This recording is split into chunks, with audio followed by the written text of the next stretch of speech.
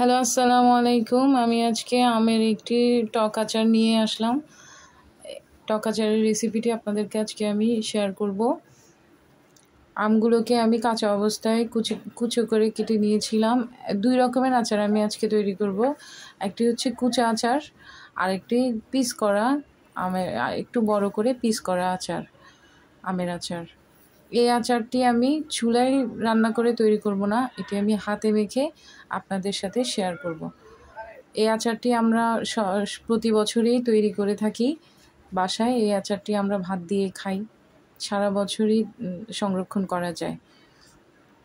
দেখুন, আমগুলোকে আমি প্রথমে কেটে পিস পিস করে নিয়েছি, আবার কুচোভাবে কিছু কেটে আমি 2 রকমের করে আচারগুলোকে তৈরি করব, সেজন্য 2 রকমের কেটে নিয়েছি। রোদে ভালোভাবে শুকিয়ে নেওয়ার পরে আমি এগুলোকে মশলার সাথে হাতে মেখে মিক্স করব। ফার্স্টে আমি রসুন ব্লেন্ড করে নিয়েছিলাম, এরপর করে নিচ্ছি সরিষা ব্লেন্ড করা হয়ে গেলে আমি আচারের মশলাগুলোকে গুঁড়ো করে নিব। একটু চুলোতে ভেজে নিয়েছিলাম, হালকা ভেজে আমি গুঁড়ো করে নিয়েছি। এরপর করে নিচ্ছি শুকনো মরিচও আমি হালকা ভেজে নিয়েছিলাম। এই সব কিছু রেডি করে আমি এখন আচারটি প্রসেসিং করব। প্রথমেই আমি রসুন বাটা দিয়ে দিলাম, এখানে 3 টেবিল চামচের মতো রসুন বাটা আমি দিয়েছি।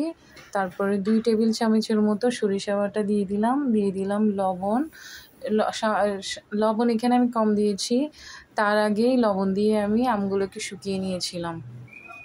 এরপর দিয়ে দিব আমি আচারের মশলা গুঁড়ো করাগুলো। এখানে আমি আচারের মশলা দিয়েছি প্রায় 4-5 টেবিল চামচ। আচারের মশলা একটু বেশি করেই দিয়েছি। সব কিছু দিয়ে আমি খুব ভালোভাবে আমগুলোকে মাখিয়ে নিব, যাতে মশলাগুলো আমের মধ্যে খুব ভালোভাবে ঢুকে যায়।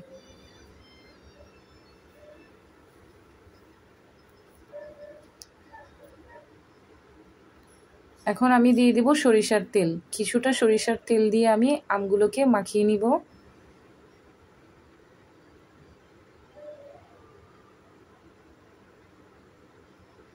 এই আমের আচারটির ঘ্রাণেই ভাত খাওয়া হয়ে যায়।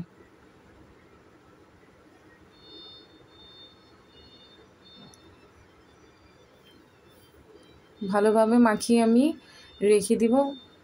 3 থেকে 4 দিন আমি এভাবেই রেখে আমি রোদে দিব।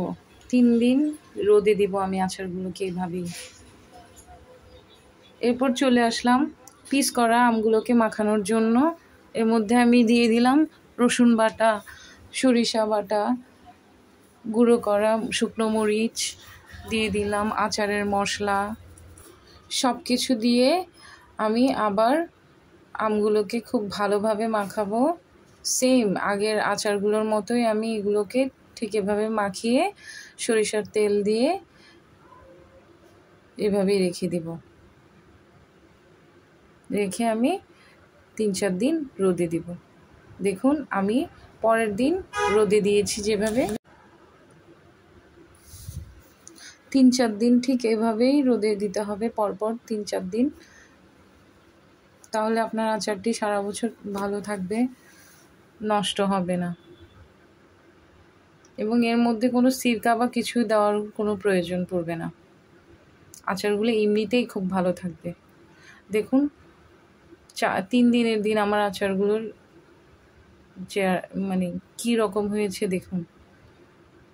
আগের আচার প্রথম দিন যেদিন মাখিয়েছিলাম তার চেয়ে সুন্দর লুক এসেছে।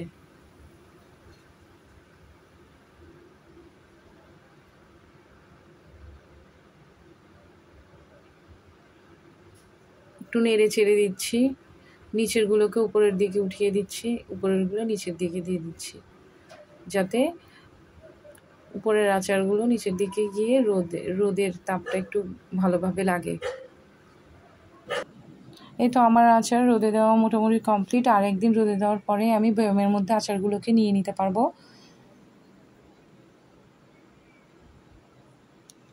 নেক্সট ডেতে আমি আবার এই সেমভাবে আচারগুলোকে রোদে দিয়ে দিয়েছি।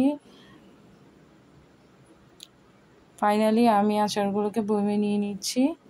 বয়মে দিয়ে সারা বছর আমি মাঝে মাঝে একটু রোদের মধ্যে বয়ম সহকারে দিয়ে দিলেই আচারগুলো খুব ভালো থাকবে।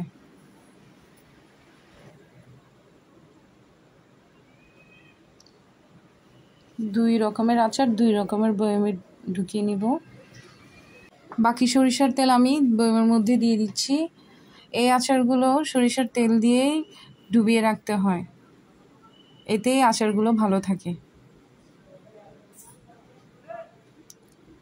কুচো আচার ঢুকানো শেষ। এখন আমি পিস আচারগুলোকে একটা প্লাস্টিকের বয়মের মধ্যে নিয়ে নিচ্ছি।